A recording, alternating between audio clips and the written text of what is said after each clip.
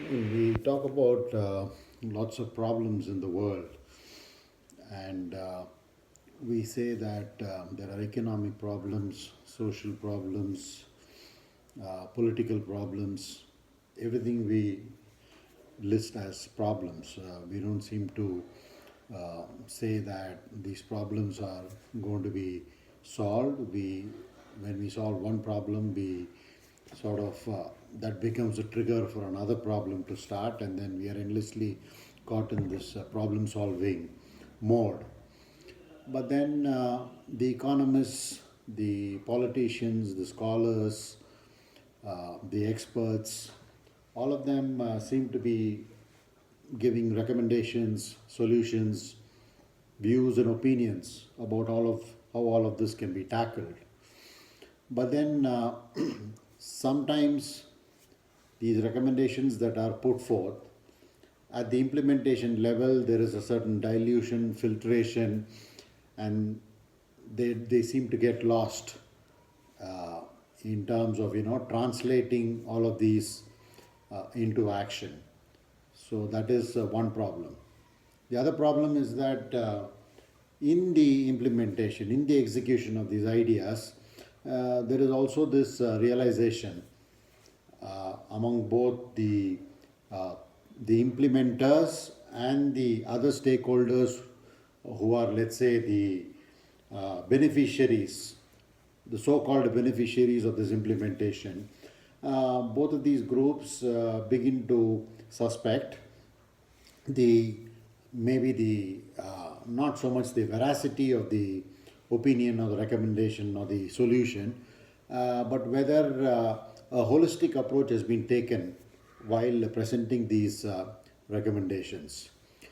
Because a fragmentary approach to solutions result in a very fragmented kind of an implementation, and then leaving all the stakeholders unhappy because it doesn't seem to help them realize their goals, realize their expectations, realize their wants, and all of these.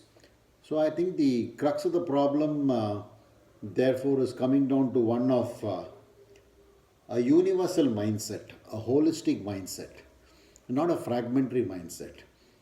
However scholarly one is, there is this compartmentalization and departmentalization that has happened. It begins with the academia world, the academic world. I mean, if you're a history a student and a history teacher, then you don't have much of a clue of what's going on with the world of physics or the world of biology. And this kind of specialization might be okay in terms of imparting knowledge, but then it is very important that schools, colleges, and universities blend a holistic approach to a fragmentary, specialized kind of methodology that is practiced in pedagogy. Otherwise, building this universal mindset, a mindset that is able to look at problems from a holistic perspective and not from a divisive outlook. So, building a quality of looking at or having a perspective that is whole, and therefore being able to come up with views and ideas and opinions and solutions that take into account some kind of a balance between multiple a balance that will resolve uh, challenges that are confronting us from multiple angles. You try to resolve a war problem, a problem in economy starts. You try to resolve a problem in economy, a problem in politics begins. You try to resolve a problem in politics, the problem of environment and climate change begins. So, human beings all over the world, in all countries, are grappling with uh, these kind of issues and concerns, and they seem to be impacting people's lives. and livelihood. Uh, there is at one end s- the problem of not having an employment, not having jobs, and therefore there is no income. So this man or the woman is completely disappointed and disillusioned with the powers, with the politics, with the politicians, and wonder what kind of interest they have in the in all the stakeholders of the economy. So there is this feeling that a large number of people are left behind, especially countries with large population, uh, where it is very easy to pick out a large chunk of people being left out in the overall growth story. And there is also this feeling, and not just a feeling, it is also evident in many cases that there is a skew towards the more affluent, and thereby, let's say, making them only more affluent. So the rich gets richer and the poor getting poorer is also a phenomenon that is observable in many places. There are statistics, there is research backing all of these statements, and you have news on television, you have interviews done with economists and scholars, and by and large, the feedback is that there is disregard to the bottom of the pyramid. There is disregard to environment. There is disregard to, let's say, rules and procedures that public and citizens should follow for the benefit of all. And there is also a complete disregard to several, let's say, laws, and these get broken for the convenience of those who hold the powers, so that they can find their way through their schemes and machinations. So this is another problem. So overall, at the outer level, these are very obvious, very observable, and we are always trying to see how, through knowledge, through information, through inputs like data and statistics, how all of these can be resolved. And it somehow doesn't seem to be resolvable. As I said earlier, the solving of one problem is only triggering another problem. So we seem to be caught, human beings seem to be caught in a myriad of problems all at once. And this is a phenomena across places, across countries, across continents. You can say some country is advanced, but then if you peel the layers, you will really find that a large population there is also suffering. The external suffering that you can see in terms of economic conditions, they live in poverty, they struggle to perhaps even sometimes have decent shelter, they sometimes even struggle for a meal. So all of these basic necessities is still a problem for several people, and we don't somehow seem to resolve it. The the libraries are only growing, knowledge and data bank is only increasing, universities are mushrooming, and all of them are claiming that they are beacons of knowledge, that their aim is to build a better world, provide for the needy, increase the standard of living, uh, provide basic health care to every citizen of the world. These seem to be the aims of all of these academic institutions.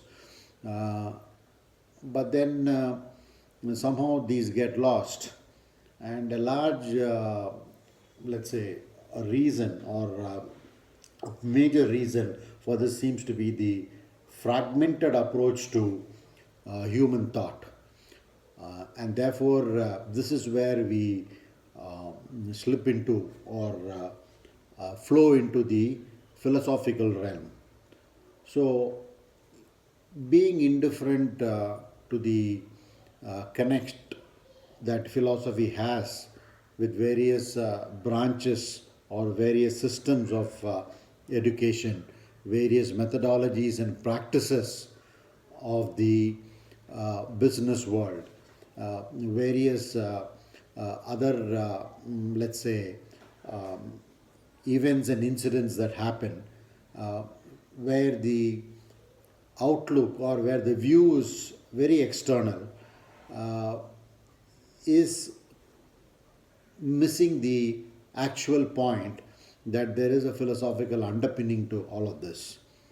So, take for example the disparity in income, the bottom of the pyramid being left out, and then they are exploited, and this is all to benefit the creamy layer, the top 1%, 2%. And this is a manifestation of human greed. If humans weren't that greedy, then they would look at equitable distribution. So also envy and jealousy and comparison, all of these. So some of these inbuilt characteristics of human beings, the traits that we've been carrying over centuries, manifest themselves in the outer world in the form of wars, in the form of, let's say, wars, not just the wars in terms of human beings killing each other, but also economic wars or the corporate wars. Companies, getting so brutally competitive that they're there to, um, in the race for getting a larger share of the pie, they do not mind killing competition. So when you kill other businesses, the smaller businesses, it also means that you're leaving a large number of people uh, unemployed, and then that tells on their economic conditions. So there is a multitude of things going on here, and therefore it's important to take a step back for all the stakeholders, including those who are victims or slash the benefactors, beneficiaries of this, uh, all of these practices, to take a step back and really think and contemplate as to what is the missing piece here. Is there an absence of holistic thinking, and is that the reason? Is holistic thinking a contributory factor to the well being of all human beings? And if that is so, why are we lacking? What stops us from thinking holistically? What stops us from not being greedy? What stops us from not being envious, whether it is um, of the person next door or somebody who is 5,000 miles away, and then we look at them as living in some advanced society and then having all the comforts but we don't have. We feel kind of victimized, colonized, all of that. So therefore there is a certain philosophical undercurrent to uh, all of the events that are going on in the external world, and to what has been happening to uh, the lot of human being, the condition that human beings are going through. So, just wanted to share this thought with you that let not academic knowledge, let not professional knowledge, let not the knowledge learned in a very specialized, compartmentalized way be a detriment to our understanding of the totality of human condition, because what is at stake is the well-being of the human race, not that we became excellent politicians or excellent economists and excellent businessmen. That's a micro number, and they themselves may stand to gain. But what about their thinking? What about their views? What about their practices?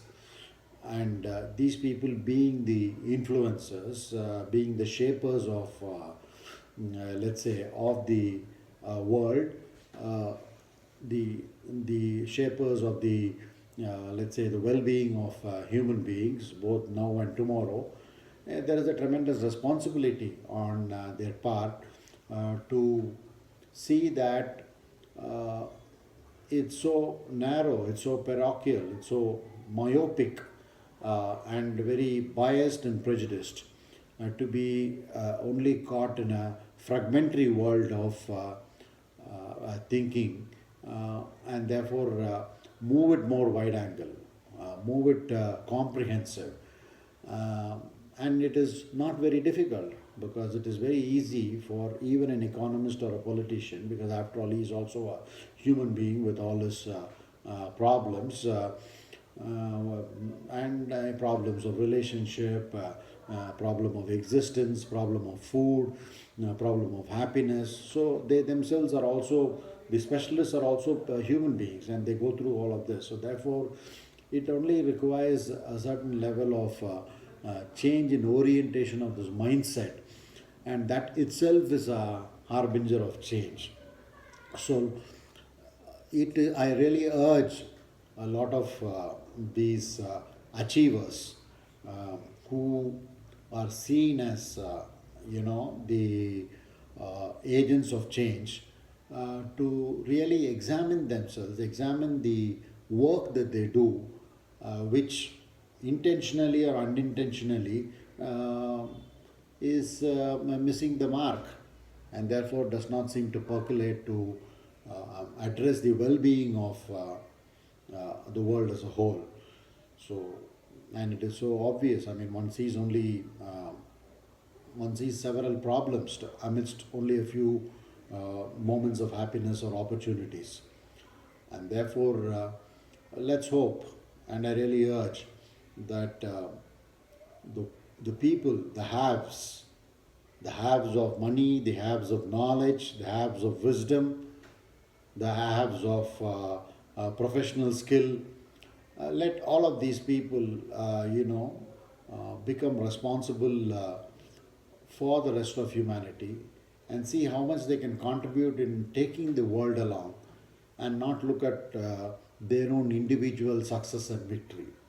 I think it's very important to realize, particularly by these group of specialists, and also generally the population, all the human beings, that we are not living in an isolated world.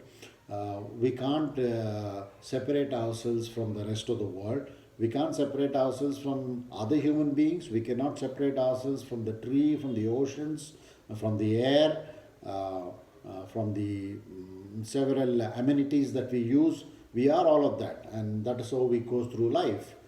And therefore, several things contribute to this happiness quotient. And therefore, it's very important for all of us to look at a picture in totality, and not have a very biased or a fragmented view to this whole thing. So let's hope that we are able to uh, get on this new path of generating a new generation of human beings, who are able to look at